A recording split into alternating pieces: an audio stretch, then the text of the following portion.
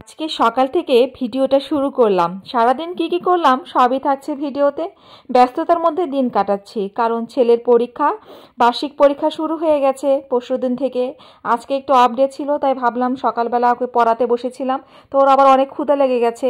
কালকের ভাত ছিল গরম করে দিয়ে, একটু গরুর মাংস ছিল, এটা ওকে গরম করে খেতে দিলাম। দিয়ে ওকে বললাম তুমি খাও, এই ফাঁকে আমি একটু রান্না করে নিই।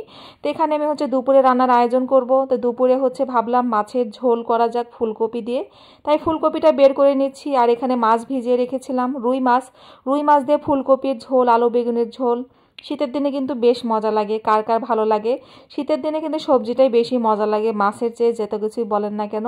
তো এখানে একটু শলুক পাতা নিয়েছি। আমরা উত্তরবঙ্গের পূব এলাকার মানুষ কিন্তু শলুক পাতা খেতে ভীষণ পছন্দ করি। আর এখানে তো মাছটা ভেজে নিচ্ছি। ভেজে মাছ রান্না করলে কিন্তু মাছের ঝোলটা বেশি মজা লাগে এমনি কষিয়ে রান্নার চেয়ে। তো এখানে তো ফুলকপি, আলু, বেগুন, একটু সিমও নিয়েছি কয়েকটা। আর এটা দিয়ে কিন্তু রান্না করলে বেশ মজা লাগে, শীতের দিনে সবজি বলে কথা। তো দিয়ে এখন এখানে মাছ ভাজিটা শেষে হয়ে গেছে, ভেজে উঠে নিয়েছি। তো এখানে তরকারিটা দিয়ে এখন কষিয়ে নিয়ে একটু রান্না বান্না করে নেব, কারণ রান্নাটা তো কম বেশি সবাই জানেন। এই রান্নাটা এর আগেও দেখিয়েছি, এটা দেখানোর মতো তেমন কিছুই নেই। তো এখানে তাও বলে দিই, হলুদের গুঁড়া, মরিচের গুঁড়া, আদা রসুন পেস্ট, একটু কাঁচামরিচ দিয়েছি। সব কিছু দিলে, একটু কাঁচামরিচ দিলে কিন্তু শীতের মধ্যে সবজির যে কোনো তরকারির স্বাদটা কিন্তু একটু বেশি বেড়ে যায়। তাই হোক, এগুলো সব কিছু দিয়ে মাছটা একটু ঝোল টোল দিয়ে দিয়েছি। মাছটা যে ভেজে উঠিয়ে রেখেছিলাম, তো সেটাও দিয়ে দিলাম। দিয়ে একটু রান্না করে নেবো, একটু বলক উঠিয়ে নেব। বেশি বলক উঠাবো না, কারণ দেখতেই পাচ্ছেন ঝোলটা কিন্তু অল্পই রেখেছি, বেশি ঝোল দিইনি। গরম ভাতের সাথে শীতের দিনে এই সবজিটা কিন্তু খেতে একদম আমার কাছে অমৃত লাগে। তো এই তো ছেলে আবার বলছিল ভর্তা দিয়ে ভাত খাবে। তা আমারও আবার ভর্তা পছন্দ, কি আর করা, ছাবার পাপা অনেক পছন্দ করে। শীতের দিনে এরকম সবুজ সবুজ কালার করে কাঁচামরিচ ভেজে আর এই যে নতুন পেঁয়াজ দিয়ে একটু রসুন দিয়ে ভর্তা করলে কিন্তু কি যে মজা লাগে।